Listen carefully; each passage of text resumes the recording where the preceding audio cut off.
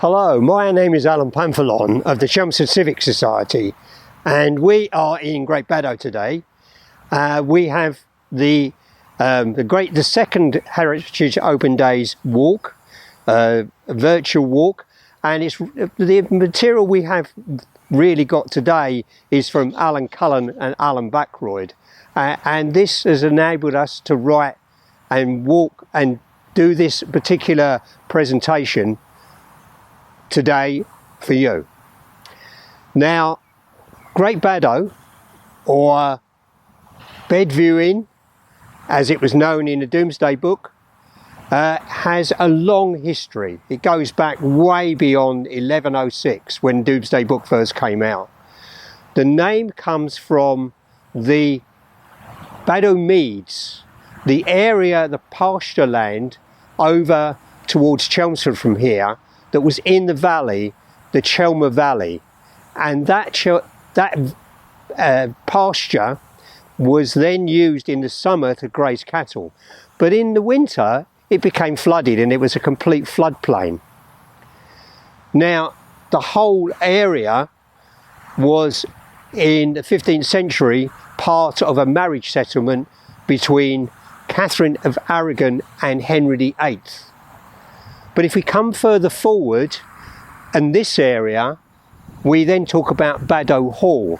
And Baddow Hall was a big manor house with massive grounds. It was actually demolished in World War II. But the whole thing about Baddow Hall is that the name still remains local because there are streets named after it, and we have the Baddow Hall Junior School. So the name is still remembered. It was owned by various families right the way through, but eventually, as I say, it was completely destroyed. Now, Great Baddow itself was also called Much Baddow. Much Baddow was a small, very small village grown around just a couple of streets. But slowly through the 15th and then the 16th century, it started to expand. And today it is a very big parish community. But it still has a lot of old houses and a lot of heritage, because the one thing about Great Baddow is that lots of money was here. There are big houses. A lot of them still remain, and they are fine examples of the affluence that this area still has. Right, we start our walk today from the fire station. And immediately we notice on the other side of the road there are two cottages. These are cottages that were once linked to the Great Manor Farm, which is on the area which overlooks the Baddow Meads. Next door is two houses that look like they're actually 17th century. The reality is that the building materials from these two houses was actually rebuilt into new houses in the 1980s, but all the original materials were used, and that's why they look so period. Beyond that, we have a tailor's shop, and there's been a tailor's shop here for a very long time, so it's quite in keeping with this area. Now, this particular road, Malden Road, was really one of the main trading areas way back in the 14th and 15th century. But later on, things moved on, and now it's more residential than actual retail. The next thing we come across is the Ronnie Crow's old shop, which was used for outdoor pursuits, fishing and shooting. Ronnie Crow ran a very customised shop and was very keen to make sure that his customers were always satisfied. That shop originally was actually called Hurrell's, and it was the first supermarket in Great Baddow. On the other side of the road there are two newer looking buildings. These were once a thatched cottage and a blacksmith's. The blacksmith's, we know, was one of two, and was originally in the 15th century run by the Pease family. The Pease family actually went to America following Thomas Hooker. The other owner of the blacksmiths was Mr. Jackson. The King's Head itself is one of the oldest pubs in Great Baddow and dates back to 1615 and was previously called the Naked Boy. It was always a popular place with travellers as it was en route from Malden or Southend to Chelmsford. And in 1848, according to the White's Directory, it was run by James Patton, who was a resident assumed landlord. In the 1920s, it was part of the Baddow Brewery. And during Second World War, it became an Air Raid Precautions Base, ARPs. There's also another link in ancestry.com in that the pub has a bedroom for travellers called the Crippins. As we go down further down the road, we notice that the houses are getting older. And we come to number 27, and called Ospler, and also number 29, which is Copler. Now these are both named after local builders, but they are deemed to be 14th century and are supposed to be the oldest properties in Great Baddow. One suggestion of the name Ospler derives from one-time Oliver Sparrow, who was a very well-known resident in Great Baddow. 31 belonged to the Lynn family, and as I say, they were builders and they had a builder's yard behind the shop. On the opposite side of the road is the RSPCA building, and this once housed the grooms for the Coplers, and later it became a car repair garage. Number 23 was for many years known as Barron's Stores and is now Copsey's dental practice. It's probably 17th century origin and was altered in the 20th century and was once called Hill House. And a private school was run there by Mrs. Turnabridge. And she was regarded as an extremely good teacher and taught the children to recite things over and over again, and that's how they learnt them. Number 21, next to the parish hall, is Geoffrey's house. It's a very neat brick-built building of the 18th century, and again, it was owned by someone who was associated with the school, because the school was actually where the parish council offices are now. Now, right the way at the end of the road, we've been looking at a big house with a chimney stack, an enormous chimney stack on it. This is actually Beach House, and it was built in the 16th century. It's a timber frame building, and we're not sure why the chimney stack is so large, but it does actually take up quite a lot of the inside of the house as well. It was recently renovated and extended, this house, but it is a fine example of brickwork of the 16th century. Although today there is a shopping centre on this site, the Vineyards actually was a mansion which was built in 1740 and knocked down in the 1960s. It was used during World War II by the MOD, and from the late 1940s to the early 1960s it was a hotel. The Marconi Company made good use of it for its engineers working at the nearby research labs in Great Baddow. The Limes, 17th century timber framed house. This is a very old and it has many 18th century features.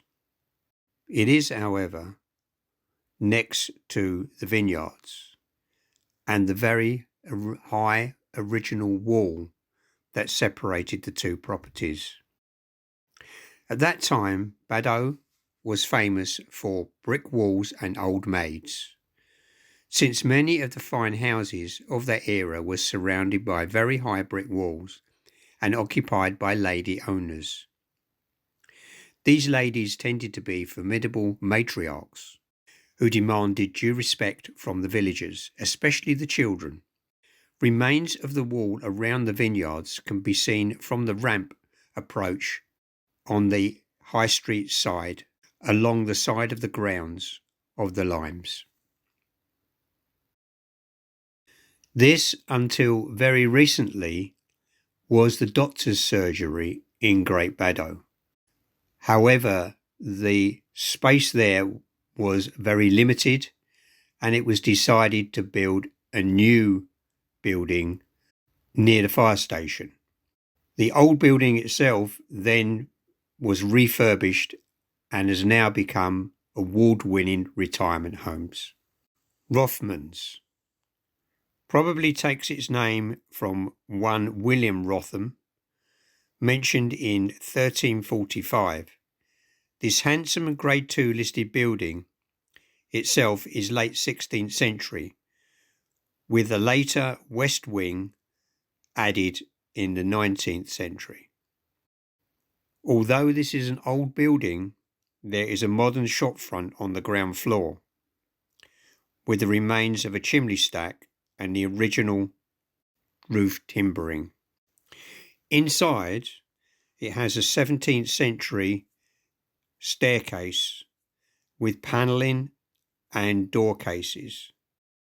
Inside, it is high quality 17th century detailing, including a staircase, panelling and a door. There is also 18th century panelling and internal door cases. The fronting of the building to the high street now includes a bed and breakfast, together with a children's nursery.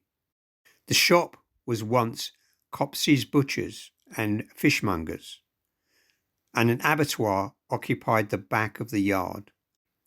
An ice house still exists under the summer house, where, before the advent of refrigerators, ice was cut up during the winter and stored underground for use in the summer. Red bricks. Mr. Collins was the village carrier, with his own horse and cart, and for a small fee he would collect villagers shopping from Chelmsford if they left a sign in their window. Later he bought a fine motor car that was available for hire for weddings and other events. He lived in the Hollies opposite Pump Hill, now called Brick Walls. The house dates from early years of the 19th century and is red brick coloured. It also has a blind central front window on the first floor. The interesting thing about this particular property is how narrow the whole building is. The London plane tree outside the library near the bottom of Pump Hill is a village landmark. Due to the size of the tree, it was probably planted back in the year 1450. A very old tree for quite an old village. We're now at the top of Pump Hill, and behind me is Ducking Stall Cottage. Now this is because it was where the stocks were, and the idea was the ducking stall was actually used. They strapped people in there who needed to be punished. Now these could either be people that were gossiping too much or had done some really dodgy trading. They would then be ducked in the stall into the pond. But the pond was at the top of the hill, or was it at the bottom of the hill? We're not really sure. But we know that the garage of this cottage was actually the lockup, where they put them in prison while they were awaiting the treatment with the stall. Reading rooms. Once the library and the Bell Centre, it was a wooden building of great practicality. This little street contains a wealth of interesting buildings, being in the oldest part of the village. Starting from the causeway, the first historical building we find is Mary Britton Cottage, built in the traditional Essex boarded style, But who was Mary Britton? According to the deeds of the property, she was the owner around 1900.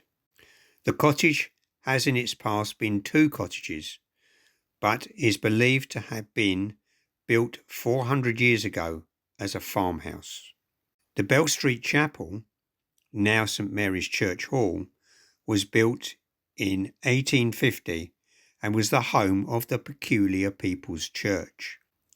The Peculiar People, now officially known as the Union of Evangelical Churches, is a Christian movement that was originally an offshoot, the Wesleyan denomination.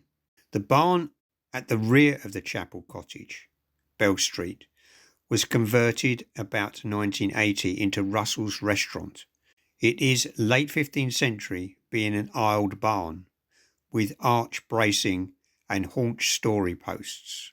Originally had been a thatched gimble roof supported by crown posts. In the mid-20th century, the barn was used to store the builder's material for the original Mr. Russell, who operated from the shop at the entrance to the yard. Where Bell Street and the High Street join, almost next to where the old Bell Public House was once, there is a narrow alleyway called the Manors, and this is believed to have dated from the 16th and 17th century.